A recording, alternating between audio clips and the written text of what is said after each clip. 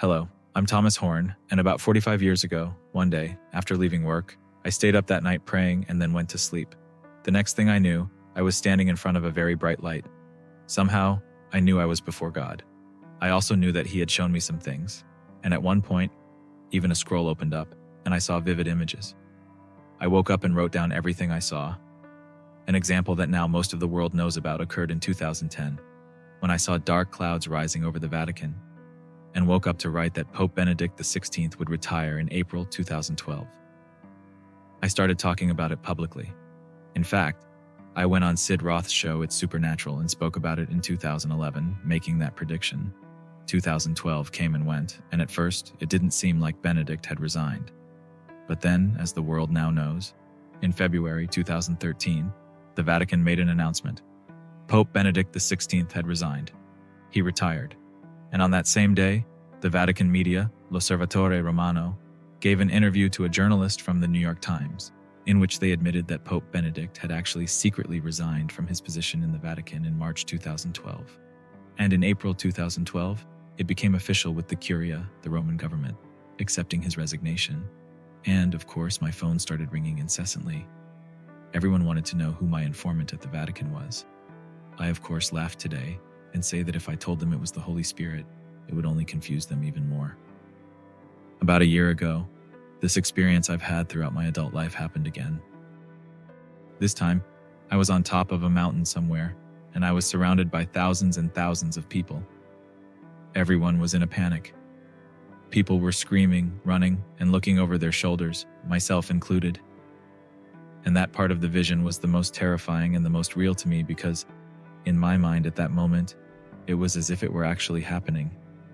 I remember turning and looking over my shoulder, and I could see this massive mountain on fire, crossing the atmosphere, breaking apart as it sped toward the Earth's surface. And as we all ran, suddenly, a rock fell into the Pacific Ocean. It knocked us down immediately. The whole planet seemed to be shaking, vibrating so intensely that we couldn't keep our footing. And then, I heard a horrible cracking sound, as if the Earth's mantle was literally breaking apart.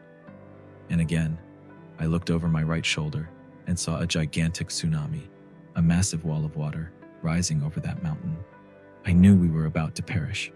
At that moment, as if two large hands descended and lifted me from the ground, I felt myself being raised into the air, and now I was looking down at the planet from above. The tsunami was horrifying. It was terrifying, with the water advancing over all those desperate people who were screaming, crying, and praying. And I saw something that only later I understood was actually science. I'm not a scientist, so all I could do was write down what I saw, and later I checked the information. This is exactly what scientists say would happen. The waters of the Pacific Ocean, where that massive burning rock fell, were boiling, and the aerosol that formed from that water rose into the upper atmosphere. A series of hurricane movements began to form and spread across Earth's hemispheres. Then, a second very large part of that rock, which had broken off, entered the atmosphere and, upon impacting the Earth, triggered a series of volcanic eruptions. All that material was thrown into the upper atmosphere and was captured by the jet stream circling around the planet. Soon, within a matter of days, darkness covered the sun, the moon, and the stars. And then I woke up, so terrified that I almost fell out of bed. I quickly grabbed a piece of paper, something I learned to keep by my bedside along with a pen. I started writing down every detailed, step-by-step account of what I had seen and experienced. But before I could do that, it was as if a voice in the room spoke and uttered a single word, Apophis. I knew that Apophis was the name of an ancient Egyptian god of chaos, the enemy of light, the enemy of Ra. I knew that, but I didn't know much more about the subject. I also knew that NASA had discovered an asteroid at the Kitt Peak National Observatory in 2004. At the time, they named the asteroid Apophis, in honor of this Egyptian god of destruction. Back then, they even speculated that there was a significant chance that Apophis would impact the Earth in 2029, so they put it on their watch list. Later, they reduced the likelihood that it would hit the Earth in just over 9 years. But I found out later that this likely happened because they are involved in a cover-up and that the chances of Apophis hitting Earth in 2029 are much higher than they're currently admitting. And, by the way, in the book, I go into more detail about this because it's more than just a conspiracy theory. I interviewed and spoke with astronomers, NASA members, people with ultra-secret security clearance. Lieutenant Colonel Robert McGinnis from the Pentagon, who was a senior analyst there, put me in touch with impact experts, people like Nathan Myhrvold, who is constantly listed among the top 100 critical thinkers, the most influential scientists in the world, a true polymath with over 800 patents to his name. He was the head of Microsoft's science division and is one of the brightest men on Earth. Recently, he published a peer-reviewed article in an astronomy journal in which he accuses NASA of a total cover-up regarding the threat posed by Apophis and another asteroid. I did all this research and came to the conclusion that, of all the dates, Friday, April 13th, 2029, is when Apophis will hit the Earth. Now, the facts about this asteroid are impressive. It's 370 meters wide, which is about 1,200 feet. Or, to put it in perspective, that's 4 NFL football fields wide. Its estimated weight is 20 million metric tons. Wormwood is traveling at a speed of 28,000 miles per hour. And, if as I foresee it hits Earth in 2029, it will literally be equivalent to what scientists say, 65,000 nuclear bombs the size of the ones dropped on Nagasaki and Hiroshima, which literally sank the Japanese island. They say that, at a minimum, tens of millions of people will die, and possibly billions of people could perish. NASA states that, if this rock really hits the Earth, it will likely fall in the region between Mexico and California, an area of high population density. So you can understand why this was such a terrifying vision for me. However, when Luke talks about signs and asteroids, when the book of Revelation describes what will happen in chapter 8, when this immense rock called Wormwood, which I believe to be this asteroid, falls onto the planet, all of this precedes a moment when believers are to lift up their eyes and raise their heads, for their redemption is near. It's a message about the imminence of the second coming of Jesus Christ. And if you believe in the rapture, then, of course, you know that you're not destined for wrath and probably won't even be here when this event happens. But it's coming, and it's an opportunity, regardless of your eschatological or prophetic view, for believers of all kinds to see this as a moment to be preachers of the gospel. Paul said, "I am not ashamed of the gospel of Christ, for it is the power, the dunamis, the dynamite of God, which can convert both the Jew and the Gentile." And that's what I hope the message in the book The Prophecy of Wormwood does, ignite a passion. Because I also saw in this vision people all around the world on their knees, begging God to deliver them from this threat.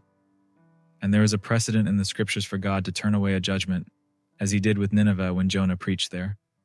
As he says in the book of Joel, "If you return to me with all your heart, soul, and mind," he says, "then the locust plague will not come. I will send a blessing instead of a curse."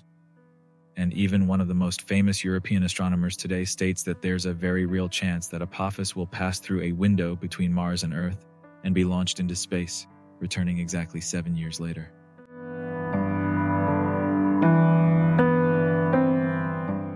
This testimony you've just heard is, no doubt, impressive and even terrifying. But more important than the details of what may happen in the future is what this means for you today. Are we really prepared for the times to come? What are you doing now to strengthen your faith and draw closer to God? Are you living according to Christ's teachings, sharing the gospel, and seeking to transform your life every day? The signs we see in the world are a call to reflect on our priorities and actions. The question isn't whether something big and catastrophic will happen, but what are you doing to ensure your life is aligned with God's purpose? Are we ready to be the light in a world so full of uncertainty? Now more than ever is the time to act. If you feel in your heart the urgency to be more spiritually prepared and share this message, maybe it's time to reflect on what you can change. How are you responding to God's call in your life? What can you do to reach those around you and guide them to the truth? Don't let these signs go unnoticed. If you feel that God is speaking to you now, don't ignore it. Reflect on what you can change in your life to draw closer to God and fulfill His will. If you haven't subscribed to the channel yet, do so now to keep learning more about how to live a life in accordance with God's will, and turn on notifications so you don't miss the upcoming videos that will help you understand even more about the signs of the times and how to spiritually prepare. Now I ask you, what are you waiting for to take action? What changes are you willing to make to draw closer to God and live with more purpose? Comment below, let's talk about it. And remember, God has a plan for each one of us, and we are all on a unique journey. Let's walk together.